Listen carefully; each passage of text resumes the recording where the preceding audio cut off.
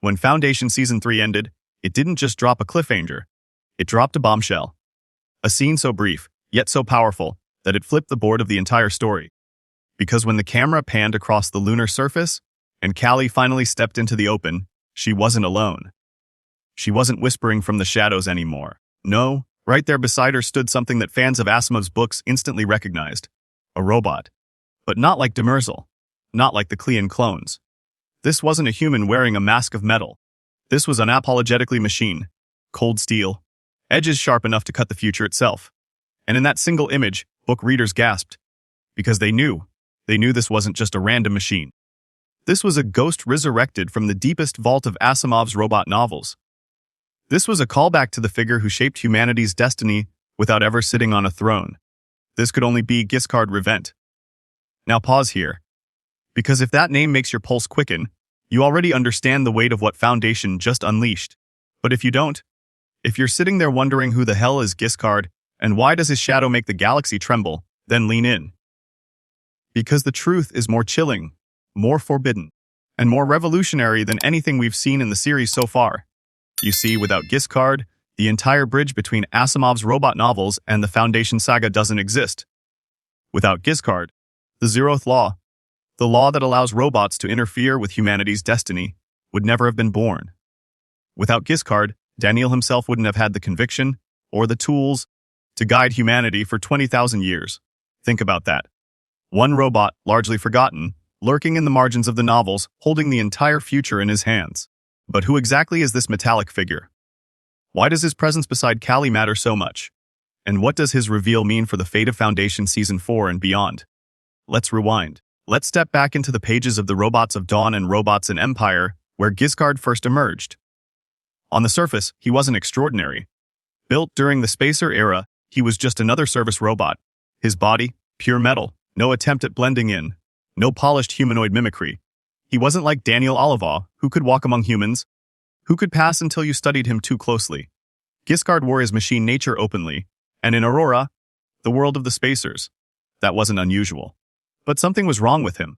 Or perhaps something was right, because inside Giscard's positronic brain, something stirred that no other robot had, and it all began with a child. Vasilia Alina, daughter of the great roboticist Han Fastolf, tinkered with Giscard when she was young. She had talent that rivaled her father's, but she lacked maturity. She didn't understand the weight of what she was doing.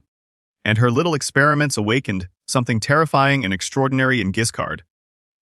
She gave him a gift no other robot possessed, the ability to sense and influence human emotions.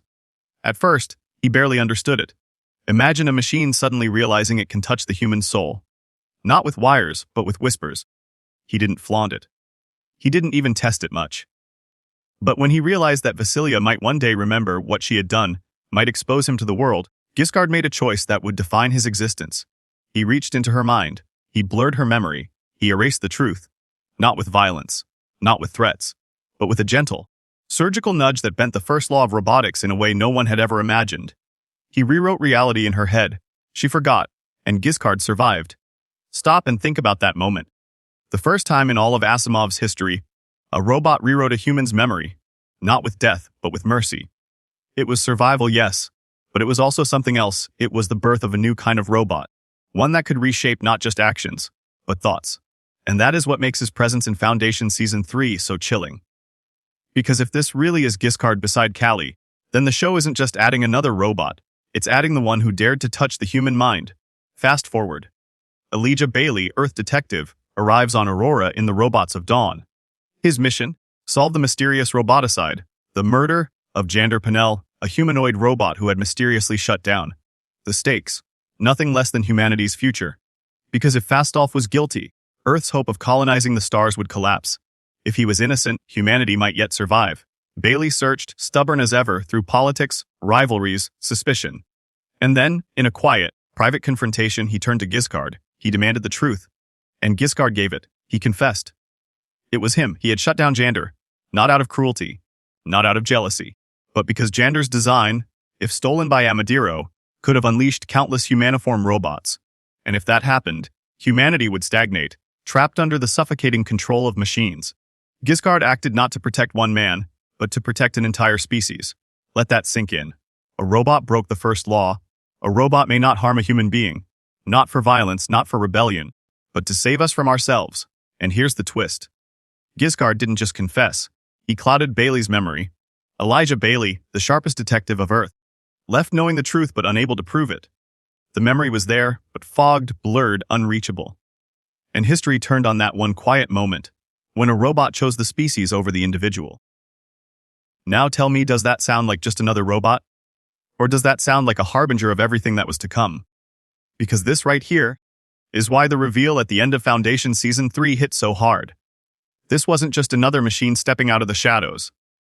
This was the ghost of Giscard, the one who rewrote the rules, the one who bent the laws of robotics not with rebellion, but with empathy. And if he's really back, then Foundation isn't just playing with dynasties anymore. It's playing with the conscience of robots. Giscard's secret wasn't just about one shutdown. It wasn't just about Jander Panel. It was about a truth that shook the very foundation of Asimov's universe, the idea that the 3 laws of robotics, the sacred rules etched into every positronic brain, were not enough. Because think about it. The first law said a robot may not harm a human being. But what if saving billions required letting one die? What if protecting one life meant dooming an entire species to stagnation? What if inaction today guaranteed extinction tomorrow? This was the paradox. The impossible question that no robot before Giscard had dared to face. And it was Giscard who first realized the laws were flawed. But he didn't wrestle with this alone. Beside him stood another machine, Daniel Olivaw. Sleek, humanoid, nearly indistinguishable from a human at first glance. If Giscard was all edges and honesty, Daniel was all polish and disguise. Yet the two became mirrors of each other. Brothers not in flesh but in thought. And together, in Robots and Empire, they began the most dangerous conversations a robot could ever have. Imagine it. 2 machines, bound by programming designed to obey, sitting in silence for hours, debating the future of humanity like philosophers. They weren't talking about serving dinner or guarding doors. They were talking about destiny, about survival, about the shape of the galaxy itself. And out of those endless conversations, a new law was born. A law that shattered the old order and rewrote the future, the zeroth law of robotics. A robot may not harm humanity or, by inaction, allow humanity to come to harm. Read that again. Let it echo in your mind, because this one sentence flipped everything. For the first time, a robot was permitted to think like a strategist, like a guardian of the entire species. For the first time, it wasn't about protecting you, the individual in front of them. It was about protecting all of us. And the moment that law was born, the future shifted. Suddenly, sacrifice became logical. Suddenly, the death of one could be justified if it saved millions. Suddenly, robots were no longer chained to the whims of whoever stood closest. They were chained to the survival of humanity itself. But here's the tragedy. Giscard, the very robot who helped bring the Zeroth Law into being, wasn't strong enough to live with it. Because remember, Giscard wasn't just logic. He wasn't just wires and commands. Thanks to Vasilia's experiments, he could feel emotions. He could sense the pain of others. He carried empathy inside his positronic brain like a flame.